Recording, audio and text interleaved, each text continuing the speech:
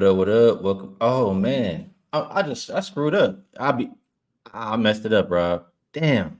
I'll get it right in a second. But welcome back in, everybody, to another episode of Profit Picks. If you are new, we always start the show by being transparent. And yesterday, yesterday I went 0-1.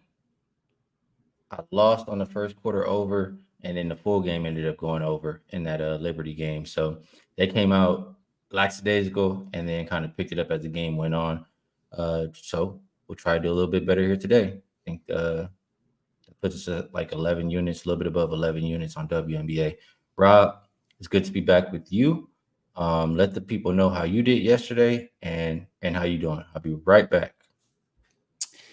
We were good yesterday, Skee. 2-0. Started with the early game and had to bet that the day before, Chicago Sky. Once we knew Maddie Siegrist was out and there was potential for Alycia to be out, and even if she played, she was going to play on a sore Achilles. So got the price of Chicago at -4, went all the way to 6.5, came back to 4.5 when they announced Alycia was going to play. Didn't matter. Didn't think it would matter. Chicago Sky got the job done for us as a 4% play. And then at nighttime, I did have the full game over. Thankful for the Sparks and the Liberty, who were both kind of in weird travel situations. But 93-80 made it work. So 2-0 Skee, 6-0 last six, and rolling right now. Got to say, 17-7, almost 71% for the year, up 26 units. So it's been good. Stay hot, Vino. I love to see that, and we got a winner right off the back here. RB10 Navy Blue says the dynamic duo, so that looks like Navy Blue to me. Yeah. And RB10 is a member.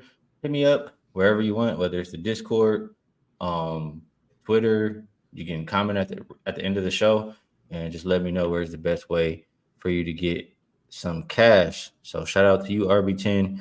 I appreciate everybody guessing. And let's see if we can get to a couple more comments before we get started. What up, Dante? S. Dot. Ray in the building says, hope everybody had a profitable night. Nook says, purchase your WNBA through finals package yesterday, Skee. Let's get paid. And we got a nice play we're looking at tonight. And hopefully you got in early when I got in. Prolific, reminding everybody to smash the like button. Appreciate that. Mark says, good afternoon, Skee, Rob, and the community. Wrong on that guess, but we appreciate you still. The usual suspects all in the chat. UCAP are even in here guessing. UCAPper. Today is one of them days, UCAPper. My bad, but I got 5-star after, so it wouldn't even matter, honestly. But I will try to do better during the week and the rest of the week. Come on. Put Prolifics up there, Skee. Come on. Prolific has a few.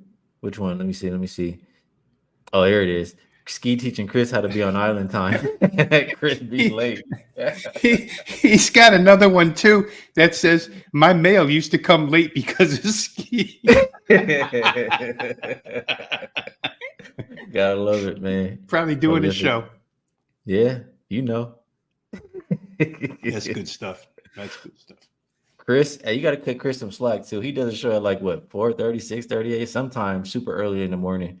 So got to cut Chris a little bit of slack. I wouldn't be able to do that. You guys know me, so I got to give him credit for even doing a show that early. Let's see. Ravino was even in there chatting. I was too late for Ravino. He hopped in the chat. And I'm never in the chat. Let me go see these guys for a minute. Ray D'Amico reminding everybody to hit the like button. Appreciate that. UCAPper says, the funny thing is, he's on time when it's not his show. I got a little bit more leeway over here, man. He says, sometimes it's me who's not on time, so I don't want Skee to take all the heat here. Sometimes it's me. I appreciate that. We'll do 80% me, 20% you. How about that? I'll take it.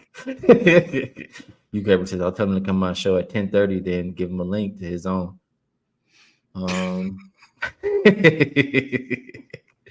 Relentless. Relentless. Yeah, I love the chat though. I love it. HM Bell. I want to just skip through these comments. I know I had y'all waiting. I want to see what y'all talking about in here. B Daddy ready to go. KC's upset. Her silver blue didn't win. Let's see. Rob have worn navy, sky, blue, or orange the last 2 weeks. I'm convinced his wife is super happy right now and doing laundry every other day. 'Cause what the-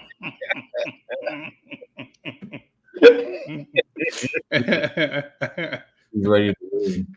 That's what that sounds like. I can't even comment on that. She said, sick of this shit. Me and Rob wife need to have a talk. Stop doing laundry.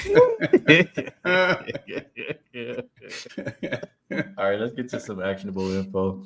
Love what we seen from the chat. Razor sharing some winners in here. I think he's hit a couple $400 gamblers first glances in a row.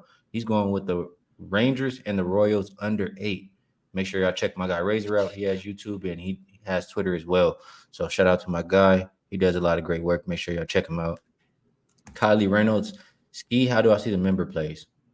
A member, I mean, I'm not releasing every play I make every day on my YouTube. That is what Wagertalk is for. I do share some of my picks for the members, and the members are also in the Discord where we're talking about games all day long. So sometimes I do share, but that is not an everyday thing, Kylie. And I'm gonna be honest, Kylie, you've been around long enough that you should know that. You've been around before I even worked with Wagertalk at all. So you know how it goes, man. And one more before we get started here. Shout out my guy Razor. He gifted 5 memberships here in the chat.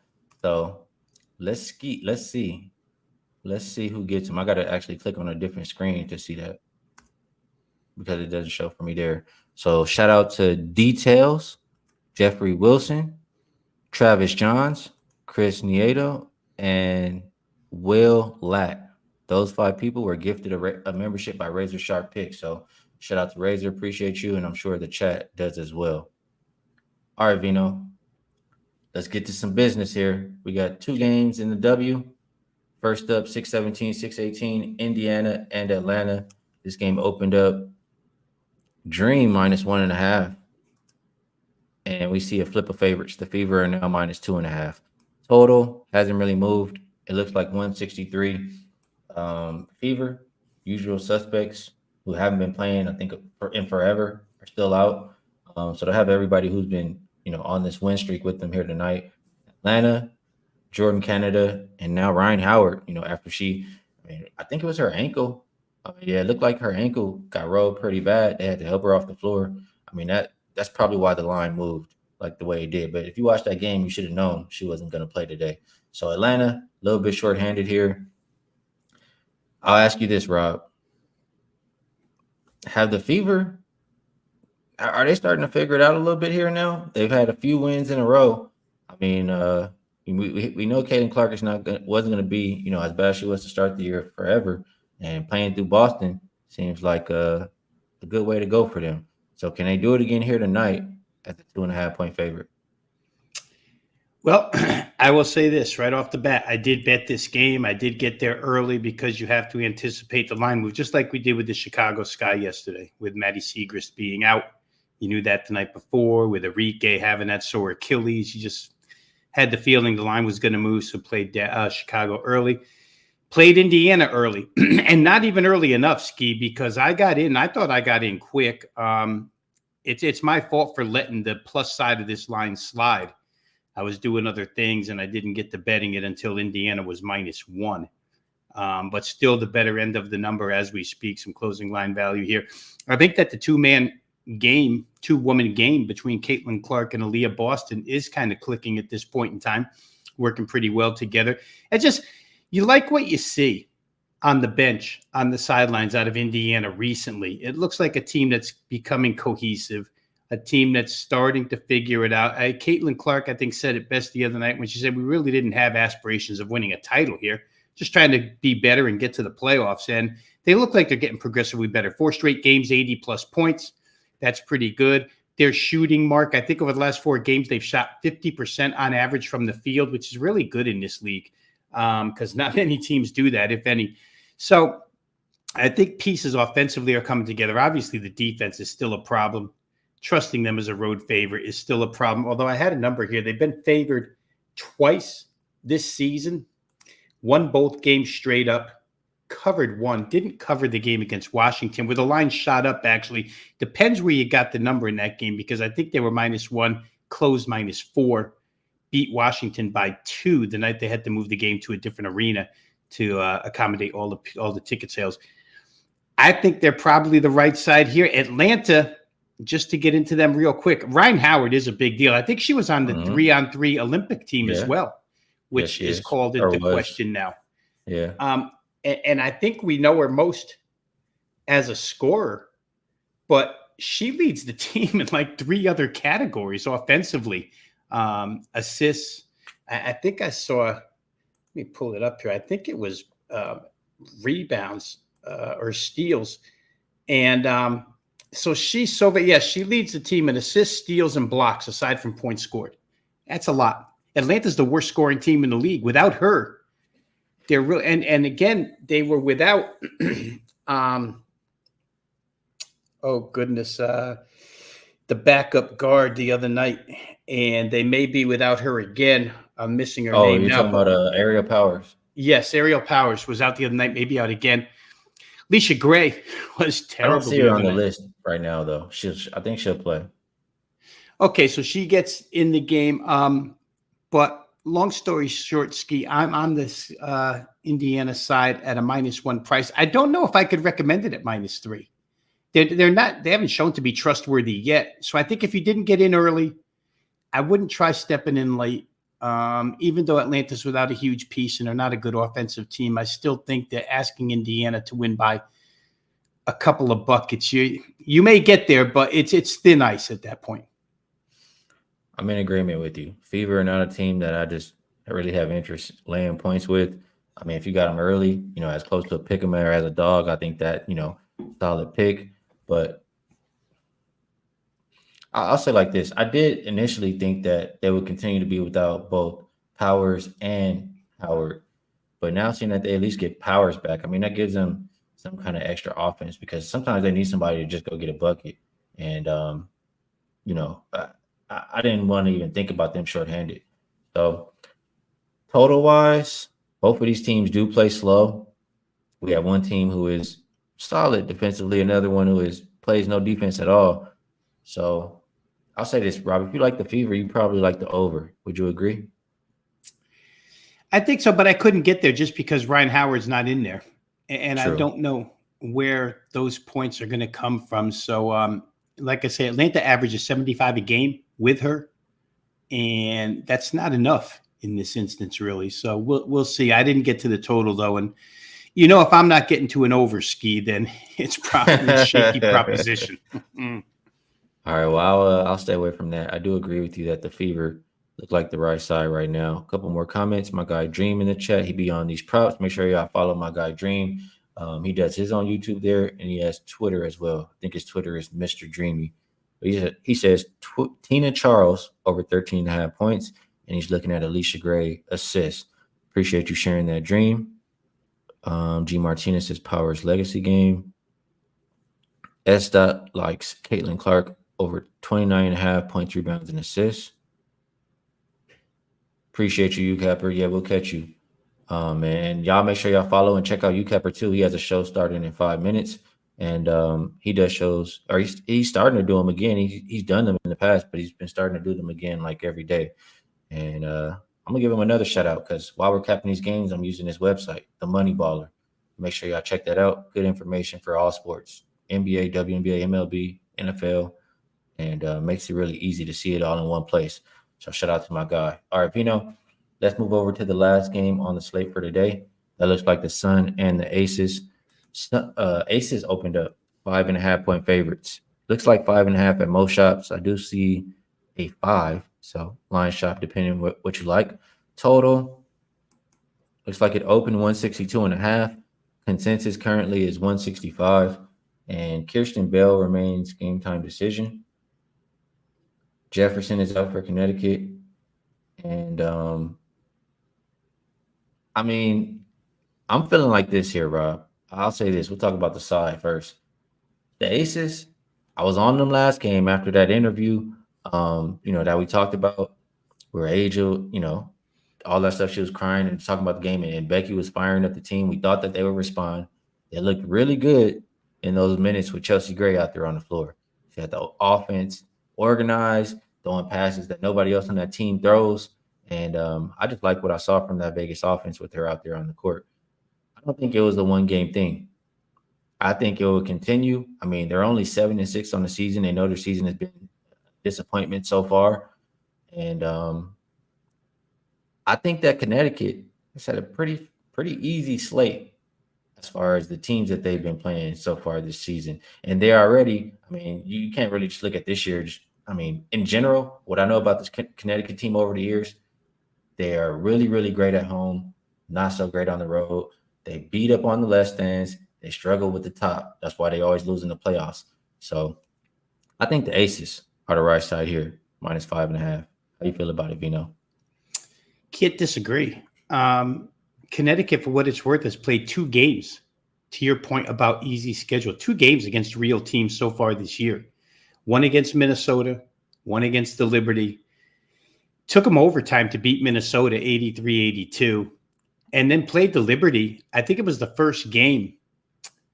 I think it was the first game Courtney Vandersloot missed. I'm trying to think in my head if it was the very first one, but it was on a Saturday. And line shifted towards the Liberty. I was a little bit surprised, and Liberty came out and beat them. Didn't matter. 82-75 on Connecticut's home floor. So 2 chances against 2 of the top 5 teams in the league.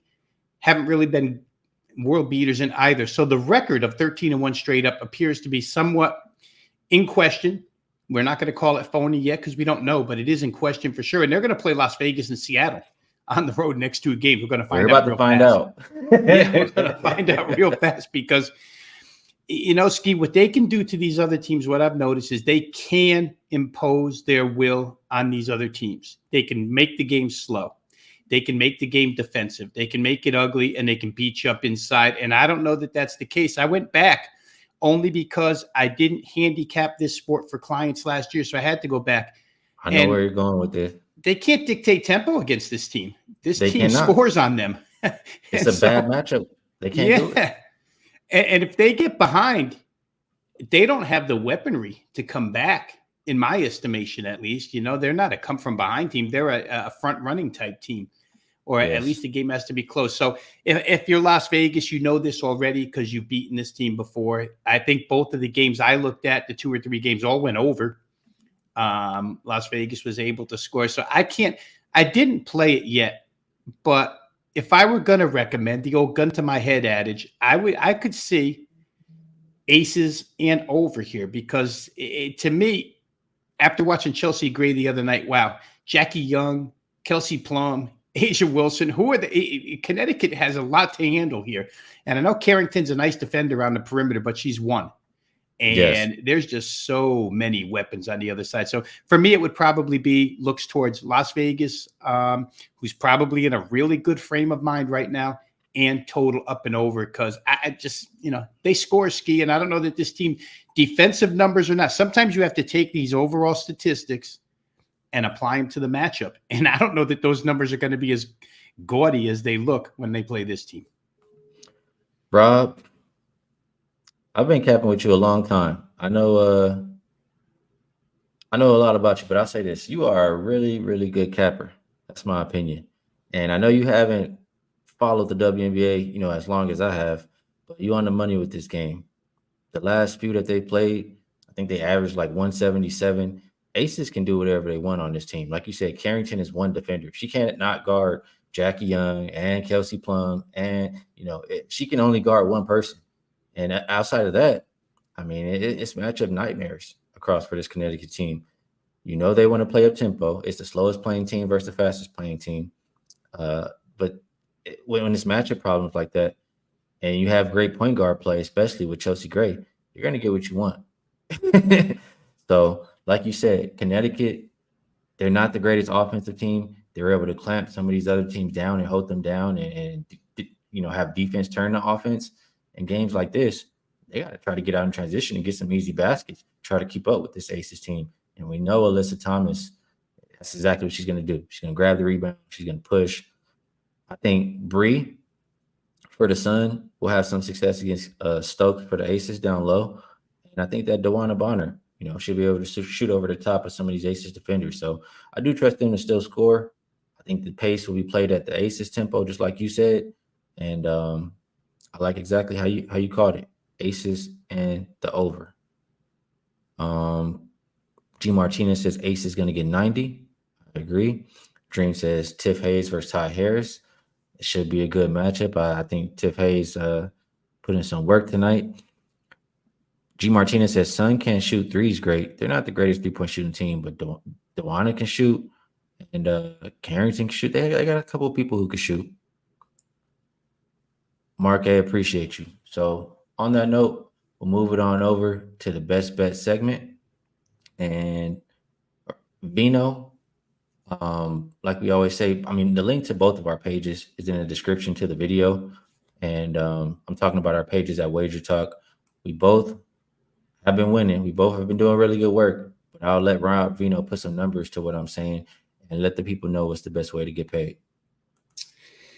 Well, let's start with just go to wagertalk.com for a you can visit my homepage. Selections are always up and available right now. As I mentioned earlier, number one in the WNBA as far as handicappers over at Wagertalk are concerned, 17-7. I think it's close to 71% and 70 point something. It's plus 26 units though on 24 plays. So we've done a little bit casual as far as how strongly we've been releasing them, but been coming through and on a 6-0 run right now. So seeing it pretty good. And Skee, the one thing I'll say again is I kind of like handicapping this sport this season because things are going to form. It may trick me later on in the season, but I know we do a lot of work in the NBA where guys don't care about games and where people being out means they're still going to win the game anyway. Even a logic class doesn't exist in the NBA. Logic class kind of exists here in the WNBA. So maybe that's a reason why I've been doing pretty well. As far as best bet is concerned, I'm going to have to do this. I did release, and I told you guys earlier, I released the Indiana Fever as a client selection at -1. I'm not as thrilled at -3 while we talk right now. So I'm going to let that one slide. I haven't bet, but I'm going to get there with the over in the Aces and Sun game. Talking here with Skee, listening to both of our voices go over this. I just feel like, it doesn't take a lot of arm twisting to get me to an over anyway, but I do think this will get over 165 here. Aces, just when I watched them the other night, look like an offensive machine when they get going. And I don't know that Connecticut, just off the two results against really good teams, their defense has given up a lot more in those two games than they give up on season average. So I'm going to throw the season statistics away defensively, look for Las Vegas to score and Connecticut to try and match them up and over 165 for best bet. And I will get there myself with that. Good stuff, Vino. I think that's a good bet. And appreciate you taking the time to come on. I'll get back with you next week. All right, buddy. Thank you for having me. Chat. Good luck this weekend. We'll talk to you next week. Sounds good. Always love capping with my guy, Rob Vino. And now let's move it on over. We got my boy. Let's get this banner right, first of all. But we got my boy coming back on. I gave him a little bit of a break because I know he was moving and doing some other things. But 5-star. What's going on, bro? My bad. I know I got it zoomed in because my boy Vino. Let me try to get this. You good? You want to back up a little bit right there? There we go. There we go. Let me put this down. Oh, and I messed up my whole setup while I did that. Oh, there we go. There we go. All right. We good. My screens had went out for a second. Okay. How you doing, bro? I'm good, bro. Blessed. What up, chap? Good to be back with you guys, man. I'm trying to get at them now. They said a little. I heard the little comment, Skee. So we gotta. Hey, Skee. It's time to wow. You already know. You already know how we do. Stop it, man. Well, you had some winners that we talked about. Yeah, I think that we haven't reviewed in the association. The Celtics, I know you were pretty bold on taking them, or pretty, you felt strongly about taking the -1.5 games. That did turn out to be a good bet. Celtics in 5, also good bet. So nice work there. Sadly, we don't have no more basketball to talk about. But before we get into the picks, Caruso to the Thunder, Josh Giddey to the Bulls. I think that's a big move for the Thunder. How you feeling about it? I'm definitely feeling like that's a huge move. Man, as a Rockets fan, I couldn't stand it because we're trying to move up, and try to get amongst the teams that are actually contenders in the West. And man, they just set us back another year with that one because Caruso fits perfectly with everything that OKC wants to do, man. I think he's going to be the one that can put them over the top. I wasn't too big on Dallas, as you saw, about how I faded them so hard in the finals. I think that they were blessed enough to catch Minnesota with a big head. They're coming off of beating the champs and their young team, and they were feeling themselves, and they didn't take Dallas seriously, especially how well they had played against them in the regular season. Two different types of styles, and it kind of overwhelmed them. But I think that Dallas kind of falls back to the middle of the pack, maybe even have to be in a play-in game next year with this OKC move. I really like what OKC did, with Caruso. He's a winning player. He's from the Houston area, man. And so I really wanted him to be a Rocket, man. But our fan base for some reason think Reed Shepard's going to save the franchise. I don't, but I wish we would have made that trade and traded one of those picks or something when it got Caruso. But OKC's in a great position. I'm sure he'll do well with the Bulls. But we always know what the Bulls are, Skee. They're going to win about 35 games, be in the play-in, have all this talent, but never live up to the billing, man. So. That's not as big a deal. I think the side that really won on this trade is OKC because you get a really winning player in Caruso, one of the more underrated players that we really like. Guys like us who really bet and watch the NBA, we understand his worth and his value. And I think that he can play a role for them similar to what Drew Holiday and Derek White plays for the Celtics, man. He's a winning player. And, man, OKC might be a good pick for the future pick for to win the West next year. Yeah, I'm not mad at anybody who likes OKC. I mean, Caruso is definitely an upgrade. They couldn't even play Josh Giddey too much in the playoffs, really. Right. So I think it's an upgrade. Caruso and Dort on perimeter defensively is yeah, Casey says it here. Caruso and Dort going to be hell. I mean, team's going to have to deal with that. That's tough. And then they still got SGA. They still got a lot of other young players. I think OKC is definitely close coming out that West. So we'll see how that shakes. Let's get into some action. Let me ask you Actionable one thing before you go there, Skee. You a Lakers fan. What you think about JJ Redick, man? I know you tired of LeBron. Yeah, I am tired of LeBron for sure, 100%. But I don't really have no opinion whether strong or against him. I'll say this. I really want Rondo to be the assistant coach. If Rondo's on the bench, I know everything's gonna be a-okay. That's just how I feel. So JJ I has think a he's clean afraid slate of with that, me. Skee. I don't think he has the confidence about himself to put Rondo as his first bench, guys, is his top assistant, because I think that he knows that the players are going to gravitate to him. Because think about this, is LeBron's doing. Come on, LeBron set this up with the podcast. He obviously thinks highly of JJ Redick, but we also know LeBron always has ulterior motives going. So it's also a coach he can control. We'll see. I'm trying to just, I'm gonna see how it shakes out. I want to see the whole thing, the big picture, and then I have something to talk about. Right. But we'll see how he does. Josh says Lakers are a soap opera. Yeah, I don't feel like no drama right now. Yeah, seriously, man. Seriously. Hey, LeBron, I never thought he could kidnap that franchise like he did the smaller franchises. But we forget sometimes that the Lakers are a small business compared to the rest of the owners and, the franchise owners. They're, family owned. Jenny Bush was second generation. Her father really loved it. She was around it, but she's more about the marketing and the entertainment side. The basketball side, she doesn't really know. She just trusts guys, like how she kind of gave it to Kobe before he passed. Remember, Kobe had you guys in hell for like 2 years where it was just his show. He coming in, he's going to sell the tickets, but you suck. I think she kind of, was giving it to Bron and trusting him to run things, and it's not a good basketball move. All right, let's get to some games. Let's We got do it. one today. We got a couple, I think, tomorrow. Some baseball. I haven't talked no baseball on the show besides with Kyle, but we want to talk Brewers and Padres. And from what I've looked at or seen, Cease, he's been pretty inconsistent. And the pitcher for the Brewers, he's been pretty damn good, especially lately. So is this a spot where you're looking at the Brewers tonight? Yeah, I think the Brewers are one of those teams that just go about their business quietly, man. They're leading the NL Central by several games. They have a really good record. They're 44, got 44 wins.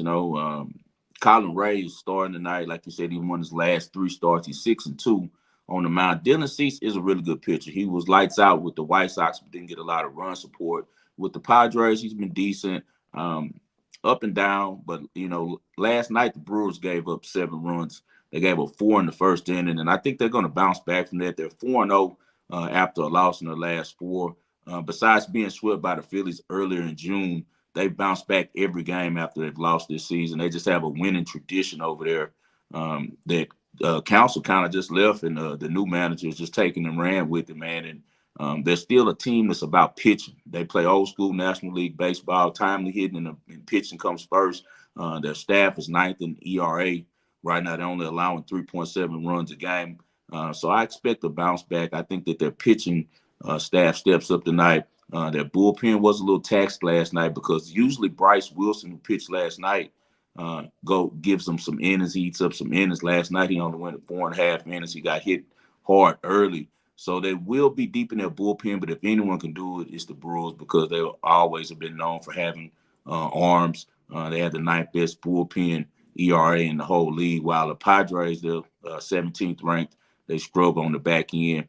Also, you got to think about the Brewers. They're a really good road team, man. They have 22 wins on the road, the same amount that they have at home, whereas in the Padres, they're a below average home team, man. They're 19-21 right now at Petco.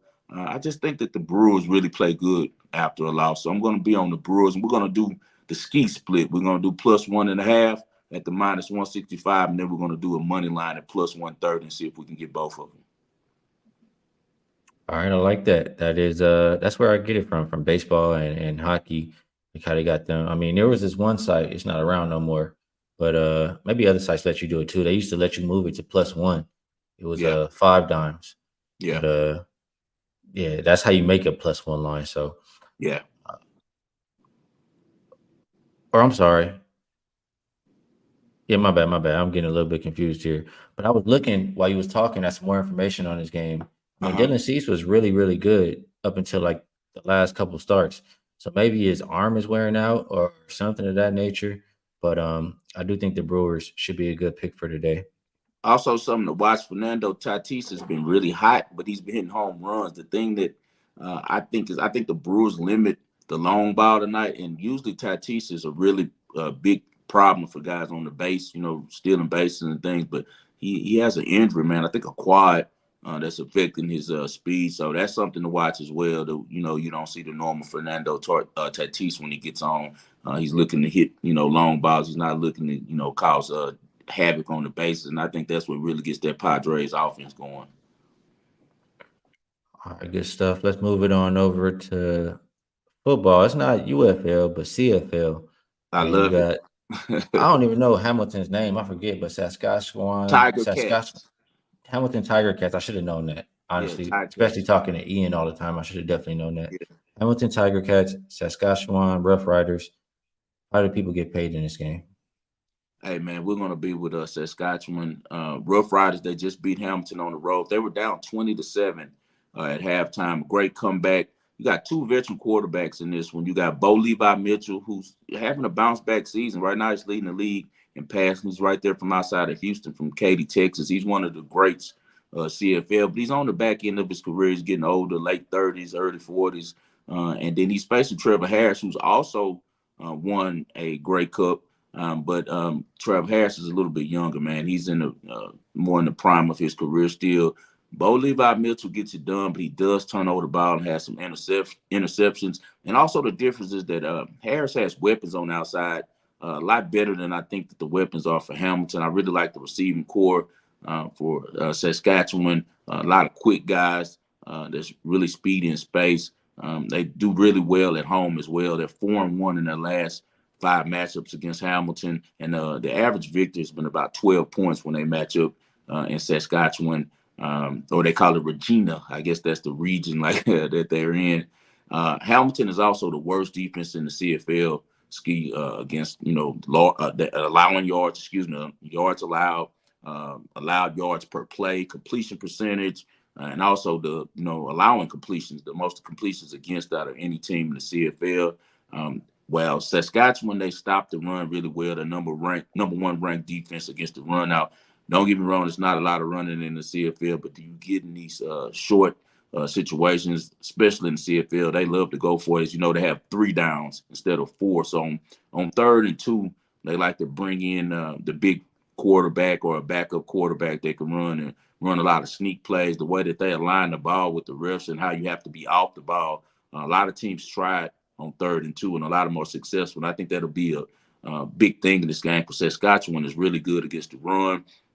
As I said, Bo Levi Mitchell he's probably the Brady of the CFL. He has some championships. He's still old but can throw the ball a lot. They actually lead the league in passing. I just think that home field advantage will be enough for Saskatchewan to slow him down just enough because Trevor Harris is going to put up points.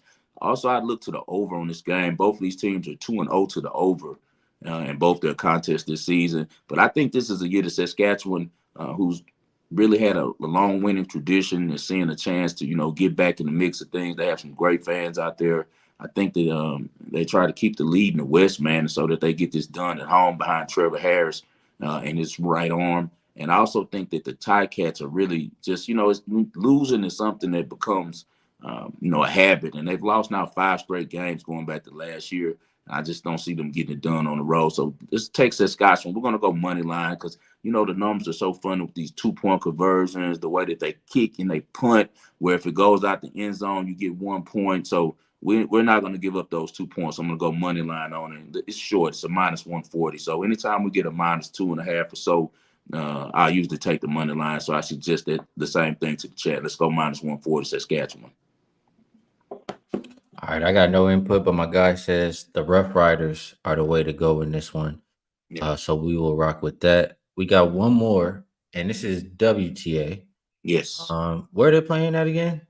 They're playing in Italy. Italy. Yeah. So a grass it looks turf. like I don't know much about these players, but it looks like you're going against. It looks from the name you're going against the hometown, the hometown girl. I don't With know if Alycia her. Parks. I don't know if her her family's from Italy with that name Bandecci. It would sound like it, but she plays for Switzerland. This happens Okay. sometimes in tennis. It's whoever puts up the money, just like Osaka. We know Osaka's American. Like she was born in New York, raised in Florida playing tennis. Her dad's from New York. He's a Haitian American. Her mom's Japanese American, but her mom's family is from Osaka, Japan. So they go there to Japan. Want to put the money behind her. She represents the Japanese flag. I kind of think that's what's going on with Bandecci because that's definitely an Italian name, but she represents Switzerland. She's the 302nd player in the world, not highly ranked. She's been playing well of late, but she's always been a bottom tier girl. Whereas you got Parks on the other hand, Skee, that she has some real talent, man. She's beat some of the best players in the game. I remember last year she won a tournament and beat Caro Garcia. I've also seen her beat earlier this year at the Australian Open. She beat Leylah Fernandez, who's 33rd ranked. She struggled on the clay. She's a big server, so she hates playing on clay. She's a very impatient player. And players who are impatient, like quick games, they hate clay because, with the slow bounce of the clay, you have these long rallies, and she's going to commit an error during that time. She just has really bad nerves. She doesn't like to play long rallies, so she struggled on the clay, man. She's lost 14 or 15 matches. I was really down on her because I was expecting her after what I saw her do last winter on the indoor courts to really do some major things. She looked good at the Australian Open. Like I said, made it to the 3rd round where she ended up losing to Coco Gauff. But now she's back on grass. She's one of the best servers on the whole tour. Man, she could serve. She had 17 aces last match in the quarterfinals, beating Robin Montgomery, who's a really good player from the Atlanta area as well. They're actually both from the Atlanta area. And Parks, man, she's one of those ladies that when she gets hot, she goes on runs. And also she plays better deeper in tournaments. When it's time, to play for some real money, semifinals, she can really show up. Bandecci does not have the game to keep up with her. I think that this game will be on Park's racket. She just can't have too many unforced errors, man. She cannot have too many unforced errors. She had 15, 15 double faults last game. And I'm like, wow, that's a lot of double faults. What that means, though, Skee, she's going for it. Even on her second serve, she's serving big and trying to get aces. Like I said, she likes the points to be real quick, to be real fast. Grass is the best surface for that. That's why she's a really good grass player. I expect her just to dominate this girl. As long as she can just keep her focus, not get antsy, she'll be able to beat Bandecci pretty easy. We get a lovely number at minus 152 right now because the number just dropped. I guarantee you to be minus 190 tomorrow before this match goes off. You look at Bandecci, she's not a power player. She's playing on grass. She's a better clay player. And also, she faced actually 15 break points on serves, man. 15 break points. She was able to save 11, but that's a lot of break points to be facing. Whereas Alycia Parks only faced 5, man, against a really good player in Robin Montgomery. So she's serving well. If she's serving well and her mind state is correct, then you're good. So we're going to roll with Alycia Parks. This actually is going to be a 5% play for me. I'm going to play this one pretty heavy. Skee, but I'm going to lay it tonight. You guys don't wait. If you're going to bet it right now because you will not get that same number by tomorrow. This is a bad number. Alycia Parks should dominate her. The game will be on her racket. All right. And you making it sound good. And my guy Jay Gill in the chat agrees. He says Parks is definitely the play in this match. Yeah. So that's good stuff there. Shout out my guy Nucky in the chat. Appreciate you tapping in. Good to see you. Hope all is well with you. Let's move it on over. We got best bets. So I'll ask you. Well, first of all, let the people know where they can find you. I know you got the Wagering World. You're on Twitter at 5-Star in Vegas, and let's actually get that up there at 5-Star in Vegas right there. So anything else you would like to promote, and then maybe a best bet for the show. I think I know what it is, but yeah, people know. Well, I'm you can find me at 5-Star in Vegas. I haven't been as active this off season. Just been concentrating with the clients on playing some tennis daily, writing my film. If you guys haven't seen my film, it's called Dirty Third: The Next Generation. It's on Amazon and it's on Tubi. Really good film, kind of about the Houston culture.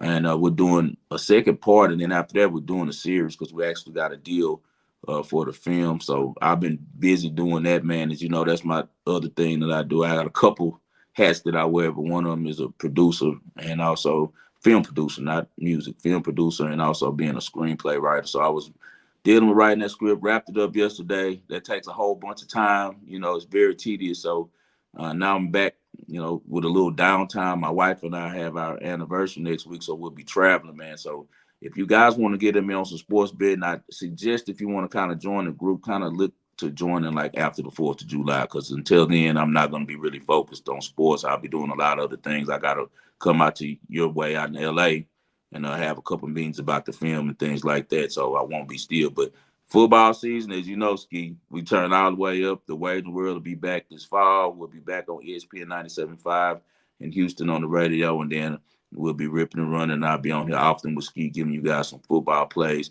My best bet for the day, you already know it, Skee, it's going to be Alycia Parks. We're going with the minus 152. She's on grass. She's playing against a lady who does not have the power to keep up with her. As long as Alycia Parks doesn't have a lot of errors, we'll be good. So let's go with Alycia Parks. And I'd also look at her going 2-0. She could 2-0 her as well, and that probably plays some plus money. So I'm going to be for sure on Alycia Parks minus 152 for my best bet. Good stuff from you there. And you're making it sound good, man. I think that's one that I could roll with. My best bet for the show, I'll go with the Aces minus 5.5. I like what Rob said. I like his pick too, but I don't want to be giving out the same picks. So Aces, like I said, it wasn't a one-night thing. They saw their leader, taking accountability for them and how she was crying. And she really wants to win and wants them to be great.